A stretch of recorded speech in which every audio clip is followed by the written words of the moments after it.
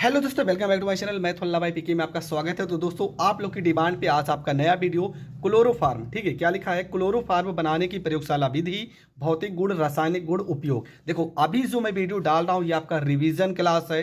मैंने क्लोरोफार्म के बारे में बहुत पहले वीडियो बनाया है, अगर आपने नहीं देखा है तो प्ले लिस्ट में जाकर देख सकते हैं, जिसका लिंक हम डिस्क्रिप्शन में डाल भी दे रहे हैं। लेकिन अगर आपने क्लोरोफार्म बहुत अच्छे से पढ़ा है तो ये आपके लिए रिवीजन क्लास है और ये बहुत ही मस्त तरीके से मैं यहाँ पर आपको समझाऊंगा।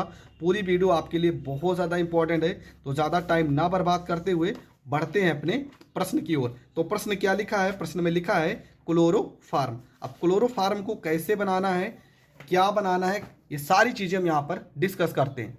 देखो लिखा क्या है, क्लोरोफार्म। इसका रासायनिक नाम आपका यहाँ पे, इसका जो अणु सूत्र है वो है CHCl3 और रासायनिक नाम तो यहाँ पर लिखा है क्लोरोफार्म। अब देखो आईयूपीएसी नेम क्या लिखा है, आईयूपीएसी नेम है 111 ट्राई क्लोरोमेथेन। ठीक है, आईयूपीएसी नेम हो जाएगा 111 ट्राई क्लोरोमेथेन। अब इसके बाद इसकी प्रयोगशाला विधि में क्या लिखा गया, प्रयोगशाला विधि में लिखा है कि प्रयोगशाला में क्लोरोफार्म बनाने के लिए एथिल एल्कोहल की क्रिया विरंजक चूर्ण से कराई जाती है तो क्लोरोफार्म बनता है। ठीक है, बल्कि ये सारी चीज़ें मैंने इसके पहले वाली वीडियो में डिस्कस किया, लेकिन यहाँ पर रिवीजन के तौर पे बहुत ही आपको कम समय में पूरा का पूरा थ्योरी बता दे रहा हूँ। अब देखो हुआ क्या है, सबसे पहले यहाँ पर क्या लिखा गया, विरंजक चूर्ण, और इसकी क्रिया किससे हुई, जल से। होगा क्या, देखो यहाँ पर Ca लिखा है तो यहाँ पर Ca लिख देना है, यहाँ पे एक हो और यहाँ पर एक हो, और H कितने, दो, मतलब दो O हो गए, दो H, तो इनको एक साथ में लिख के यहाँ पर होल ट्वाइस, प्लस में Cl2, यहाँ पे Cl2 अलग हो गया। इसका क्या नाम है, कैल्शियम हाइड्रोक्साइड। इसके बाद हम फिर से क्या लेते हैं, यहां पर लेते हैं एथिल एल्कोहल। फार्मूला क्या, CH3CH2OH, इसका नाम क्या है, एथिल एल्कोहल। क्रिया किससे कराएंगे, क्लोरीन से। बनेगा क्या, देखो यहाँ CH3 लिखा है, CH3, यहाँ C हो गया, H हो गया O, और H2 के साथ में Cl, 2HCl अलग हो गया। इसका नाम क्या है, एस्टेल्डिहाइड है। अगला फिर से हम एस्टेल्डिहाइड को लेते हैं, CH3CHO प्लस में 3Cl2। होगा क्या, यहाँ पर देखो क्या लिखा है, C लिखा है तो यहाँ C हो जाएगा। Cl कितने, 3 दूना 6, तो 3 यहाँ पर लग गए, देखो Cl3, साथ में CHO, यहाँ पे CHO, यहाँ 3H बच्चा है, यहाँ 3Cl बच्चा है, तो 3HCl आपका अलग हो गया। CCl3CHO का नाम है क्लोरल। इसके बाद फिर से हम क्या लेते हैं, क्लोरल को लेते हैं, CCl3CHO और कैल्शियम हाइड्रोक्साइड को। होगा क्या, यहाँ पे देखो C है, देखो ये लिखा है, CH लिखा है ना, यहाँ CH हो गया, 2 आगे लिखा है तो यहाँ पर भी 2 आगे लिखा है।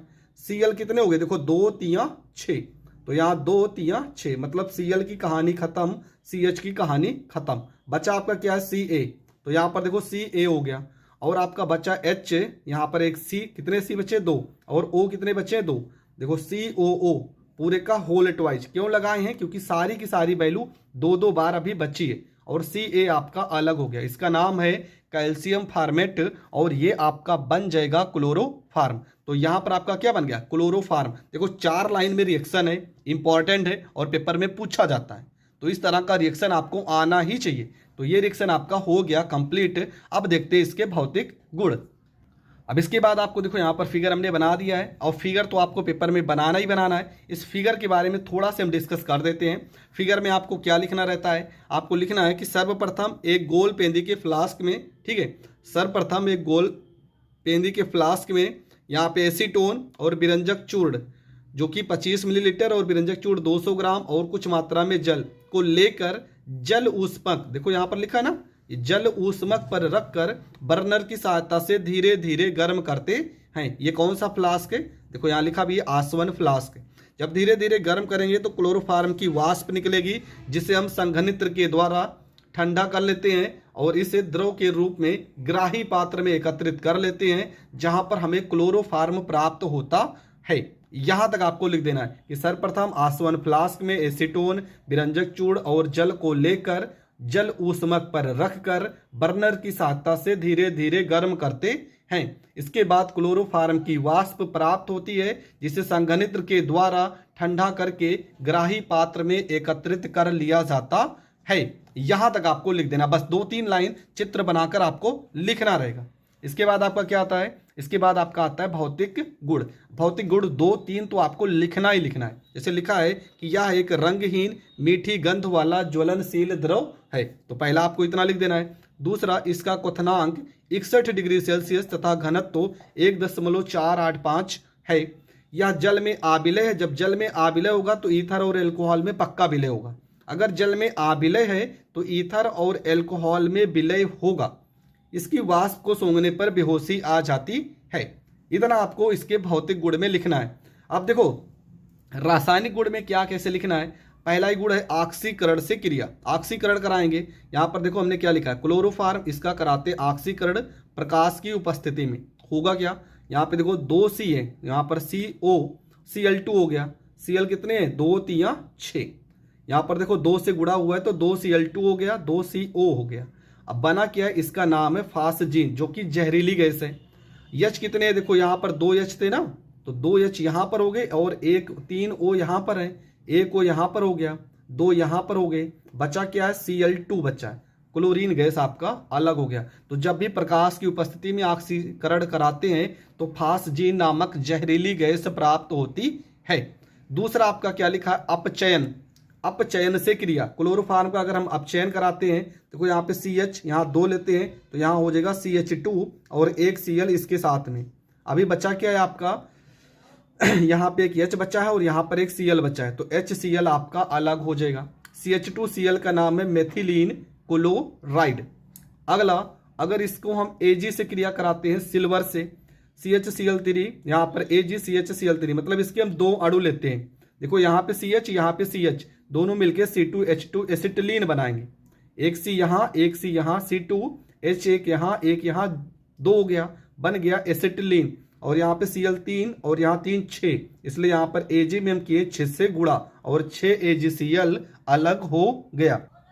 तो जलीय KOH से क्रिया कराएंगे तो क्या होगा, देखो यहाँ पर क्लोरोफार्म, यहाँ पे जलीय KH, यहाँ पे देखो Cl कितने हैं, 3, तो यहाँ पर K को भी हमने 3 से यहाँ पर गुणा कर दिया, 3 KCl आपका अलग हो गया। यहाँ पे देखो क्या बचा, H, तो यहाँ पे H, यहाँ पे C है तो यहाँ पे C, O कितने हो गए, 3 O हैं तो 2 O यहाँ पर, 1 H यहाँ पे, अभी भी आपके 2 H बचे हैं, ठीक है। तो H2O अलग हो गया और ये आपका बन गया फार्मिक अम्ल। इसके बाद हम एसीटोन से क्रिया कराए हैं, CH3COCH3, तो होगा क्या, यहाँ पे O के साथ में H आ जाएगा, O के साथ में H आ जाएगा और C के साथ में देखो CCl3 अलग हो जाएगा, इसका नाम हो जाएगा क्लोरीटोन। अगला है फिनाल से क्रिया कराएंगे तो आपका स्ट्रक्चर बना देंगे। यहाँ पर ये आपका स्ट्रक्चर बन जाएगा, यहाँ पे OH हो जाएगा और साथ में यहाँ पर CCl3 हो जाएगा, ठीक है। यहाँ पे आपका हो जाएगा CCl3 हो जाएगा। अब यहाँ पे एक H और यहाँ पे एक H अलग कर देंगे तो H2 आपका अलग हो जाएगा। इसके बाद इसका उपयोग अगर देखा जाए तो उपयोग क्या है, औषधि के निर्माण में, प्रयोगशाला में अभिकर्मक के रूप में, प्रशीतक के रूप में और बेहोशी की दवा बनाने में, तो ये इसका हो जाएगा उपयोग, ठीक है। और भी बहुत अच्छे से मैंने एक्सप्लेन किया है, लेकिन यहाँ पर मैं सिर्फ रिवीजन के तौर पे आपको प्रैक्टिस करा रहा हूँ, तो यहाँ तक आपको लिख देना है, आपको पूरे के पूरे नंबर मिल जाएंगे। आई होप आपको बहुत अच्छे से ये प्रश्न समझ में आ गया होगा।